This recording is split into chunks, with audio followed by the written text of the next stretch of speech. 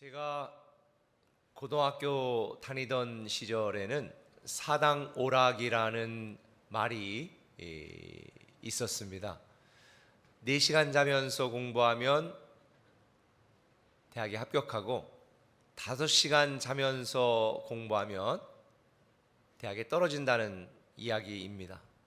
자기가 원하는 좋은 대학에 가려면 예전처럼 열심히 공부해야 됩니다. 대가 지불하지 않고 자기가 원하는 것을 얻을 수는 없는 것 같습니다.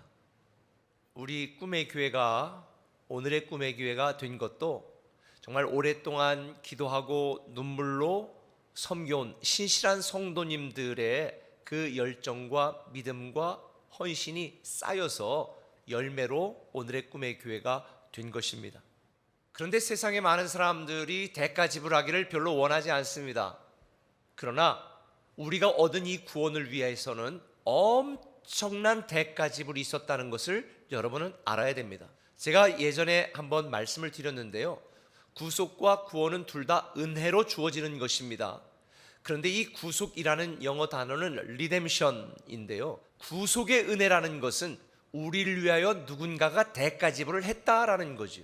그 구속을 누가 하셨는가? 예수 그리스도가 하신 거예요. 이 구속의 은혜가 없었더라면 저와 여러분 우리는 구원받을 수 없었을 것입니다. 많은 사람들이 이렇게 말합니다. 2000년 전에 저 이스라엘에서 죽은 예수와 지금 현대를 사는 나와 무슨 관계 있는가? 온 우주 만물을 창조하신 하나님께서 독생자 예수 그리스도를 제물로 바쳐서 대가 지불하셔서 구속의 은혜를 예비하셨기 때문에 구원받을 수 있는 것입니다. Salvation, 구원이란 무엇인가? 우리를 위하여 대가 지불하신 예수 그리스도의 은혜를 우리가 믿음으로 말미암아 주어지는 하나님의 선물이라는 거예요. 우리를 위하여 예수 그리스도가 십자가에 달려 죽으셨다, 대가 지불하셨다고 하는 이 믿음이 없다면 우리는 구원받을 수 없는 거죠. 그래서 잘 아는 에베소 2장 8절, 너희가 그 은혜에 의하여 믿음으로 말미암아 구원을 얻었나니 이것이 너에게서 난 것이 아니요 하나님의 선물이라는 거죠. 예수님이 구속의 은혜를 베푸시고 우리를 위하여 대가 지불하셔서 우리의 목숨값은 예수님 짤이라는 거죠. 그런데 오늘날 이 놀라운 구속과 구원의 은혜를 얻고 하나님의 자녀가 되는 권세를 받은 많은 성도님들이 예수 믿고 예배하고 헌신하고 헌금하고 봉사하는 것을 손해라고 생각하는 분들이 많습니다. 25절에 수많은 무리가 함께 갈새 예수께서 돌이키사 이르시되, 27절 같이 읽습니다. 누구든지 자기 십자가를 지고 나를 따르지 않는 자도 능히 내 제자가 되지 못하리라. 주님께서는 자기를 따르는 수많은 사람들에게 말합니다. 대가 지불을 하지 않고는 내 제자가 될 수 없다라고 말하는 것입니다. 자기 십자가를 진다는 말은 죽으라는 말입니다. 다시 말하면 자기 목숨까지도 대가 지불하는 각오 없이는 예수님의 제자가 될 수 없다, 이걸 강조하고 있는 거예요. 우리에게 약속하신 새로운 회복을 위한 대가 지불, 주님이 원하는 대가 지불이 뭐냐? 주님의 참 제자가 되는 믿음이 필요합니다. 26절에 보면 이렇게 말합니다. 무릇 내게 오는 자가 자기 부모와 처자와 형제와 자매와 더욱이 자기 목숨까지 미워하지 아니하면 능히 내 제자가 될 수 없다. 이 말씀의 의미는 뭐냐면 이 땅에 있는 모든 것보다 예수 그리스도를 가장 먼저 선택하고 가장 많이 사랑하는 인생의 우선순위에 대한 말씀을 의미하는 것입니다. 히브리어로 사랑한다는 말은 아하브이고 미워한다는 말은 샤네입니다. 그런데 이 사랑한다라고 하는 아하브라는 단어는 선택한다라는 거예요. 그러니까 이 땅에 있는 모든 것보다 가장 최우선순위에 둔다는 것, 사랑하지 않으면 안 되잖아요. 그래서 최고 첫 번째 선택한다는 의미가 사랑한다는 것이고, 샤네 미워한다는 것은 선택하지 않는다라는 의미인 거죠.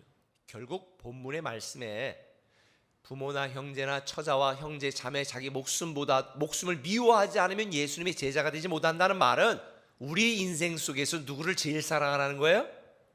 예수 그리스도를 사랑하라는 거예요.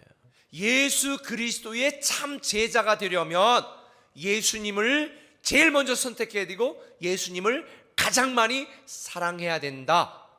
이걸 강조하는 거예요. 이게 주님이 우리에게 요구하시는 대가지불이에요. 많은 사람들이 예수님을 따랐지만, 제자가 되기를 원했지만 대가지불은 원하지 않았습니다. 떠나가는 사람들을 보면서 주님은 12 제자에게도 이렇게 물으시죠. 예수께서 12 제자에게 이르시되 너희도 가려느냐? 베드로가 대답하여 영생의 말씀이 주께 있사오니 우리가 누구에게로 가오리까? 바로 이 베드로의 답에 우리가 주님의 참 제자가 되는 믿음의 대가지불을 해야 될 결정적인 이유가 있는 거예요. 왜? 그래야 새로운 회복도, 새로운 축복도, 새로운 능력도, 새로운 기적도 저와 여러분에게 일어나는 줄 믿으시기를 바랍니다. 참 제자가 되는 믿음의 대가지불을 여러분 주저하지 마십시오. 참 제자가 되는 믿음의 대가지불은요, 새로운 회복을 위한 주님의 멋진 초청이다. 할렐루야. 한 걸음 더 나가서 새로운 회복의 대가지불이 뭐냐? 주님의 참 제자로 사는 순종이 필요하다 하는 거예요. 여러분, 제가 오늘 제자면 제자지 왜 자꾸 참 제자라고 얘기하나, 이해가 되지 않는 분들이 있을 거예요.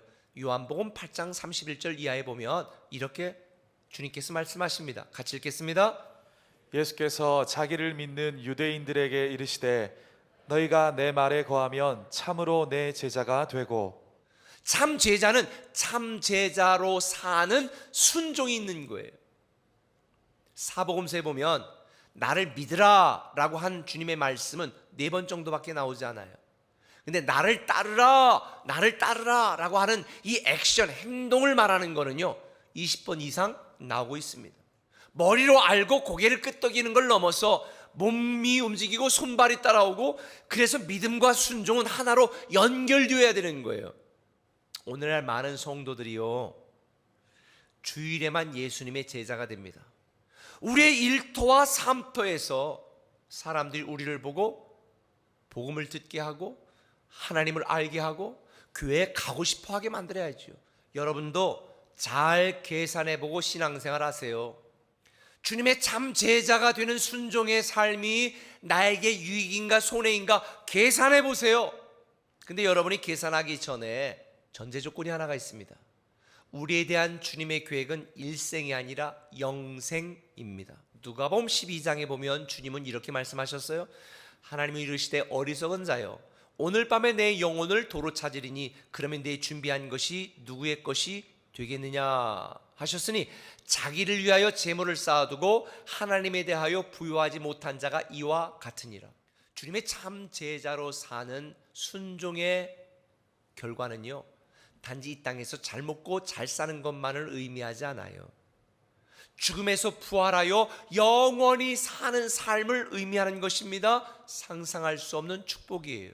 예수님의 참 제자로 사는 순종은 부담이 아니라 특권이고요, 손해가 아니라 축복이고요, 주님을 따르기 위하여 치러야 될 대가지불은 고통이 아니라 영광인 걸 믿으시기를 바랍니다. 세상의 모든 것들은요 다 부작용이 있습니다. 심각한 문제들이 있습니다. 아무리 좋은 것도요 다 부작용이 있어요. 그런데 참 제자로 사는 순종의 삶에는 다 우리를 위한 거예요. 어떤 신학자는 이런 얘기를 했습니다. No cross, no crown. 십자가 없이는 면류관도 없다는 말입니다. 저는 여러분 모두가 참 제자가 되는 믿음의 대가지불, 참 제자로 사는 순종의 대가지불을 두려워하지 말고 충성스러운 착하고 충성된 성도 참 제자가 되기를 예수님의 이름으로 축원합니다.